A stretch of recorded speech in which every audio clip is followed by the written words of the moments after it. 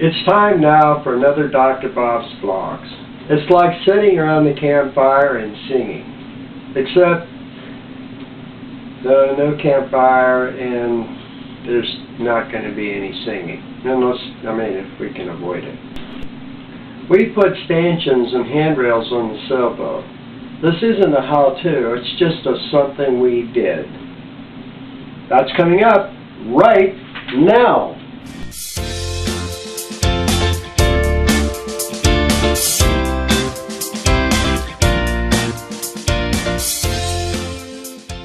Well, we were out sailing on the windrows, and one of the things we discovered that there are no handrails or fences. There's nothing around the side of the boat to keep you from falling overboard. There's nothing there. Those are called stanchions or handrails. Those are the things that go around the deck. If you run to the front of the deck, then you misstep and you slip and you fall, you go overboard. And then the boat keeps going. There's nothing there. So we installed stanchions on the sailboat. Stanchions and handrails. Now, the handrail up front is called a bow pulpit, and it's got a rail there already, but in the back there was nothing to keep people from, well, if you slipped and fell over, that's it, you're overboard. So we decided to go ahead and put in some handrails and stanchions, and this is what we did. As I said, this is not a how-to, this is just a what we did. So if you want to know a little bit more information about how to put that in, please leave a note in the comments below. Okay, so I thought I'd do an update on the stanchions, and the big update is they are installed, mostly.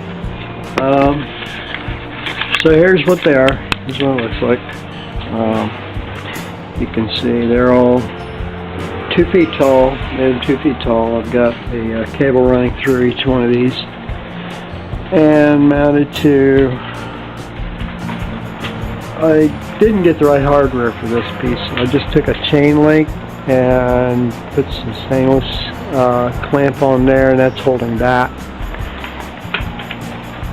And then part of the problem is that, of course, I had to remove some of the other hardware. This was jib sheet loop that goes right here. I'm going to try and figure out some other way to do that. This was in the way of this stanchion right here, which is basically this is a cam cleat, and what that does is it grabs onto the rope when you set it tightens it, right, and it locks it in place, and then you hook the rope right in this. But it was sitting down here low like that, and the last time I was on the boat I couldn't work this with one hand. I was trying to lock the jib sheet into place, and that I couldn't get on there, and it was taking 2 hands. I couldn't because I had one hand on the tiller and one hand on the jib sheet, and it wouldn't lock.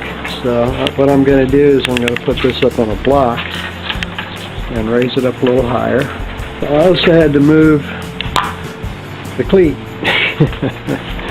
This is where the cleat goes, these 2 holes right here, and so I had to move those in order to get this stanchion in, and that's not going to go there. I never had good use for a cleat in this position, and maybe in that position, but I want to be able to hang those bumpers over the sides, so I think it could go here, or it could even go over here. There, actually, I can reach it from the cockpit. The only thing is it might be in the way. So I'm going to have those 2 guys and move that about like that. So between these 2 stanchions here, the handrails solid therein. This needs an aluminum plate underneath it to reinforce it. It's got a block of wood, but the block of wood's not strong. See, some of these have hooks that you can climb in and out of the boat, and the ideal hook is something similar to this, because you don't have to pull too hard on it to get it loose. So you just pop that out, drop it, and then hop on inside the boat. But this is going to have to get moved also. These are my main sheet block and tackle, and this is part of that group, and this is part of that group, and that's part of that group over there. All of this is going to have to get moved because the boom swings out over this.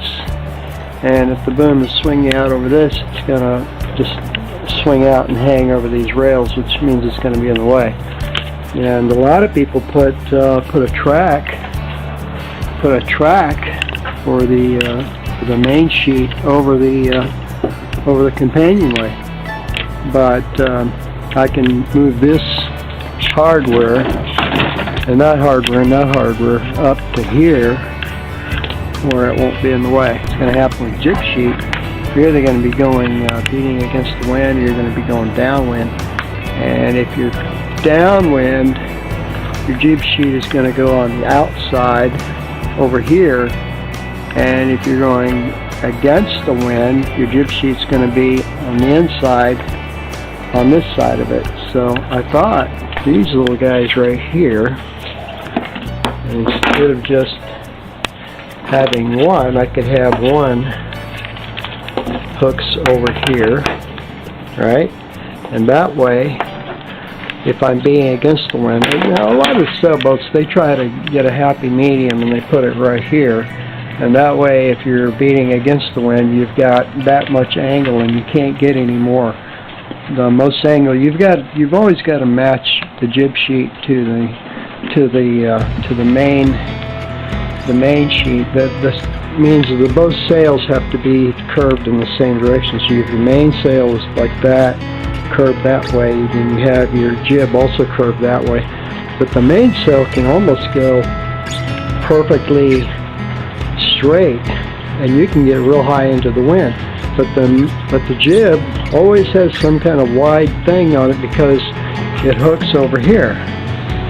So I'm thinking if I give it two different places to hook up, like for instance one here, and that way when this swings up and grabs, it'll be level with this winch, and then I can put another one over here on the outside for when I'm going downwind, and it'll reach up like that, and it'll also be level with the winch, but it'll get so. And going upwind, I'll be able to beat closer to the wind by having the pulley over here, and downwind I can have it further out by having the pulley over here.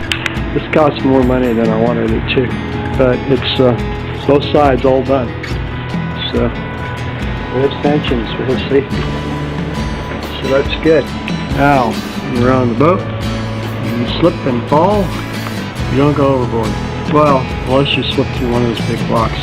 But the good thing about these things is that I can put a net along there, or I can put more ropes or more, stuff, and I can put actually a lot of ocean-going vessels actually put nets all the way around all of these things so that they don't lose stuff, because a lot of stuff when you're out on the ocean, you got tools and stuff.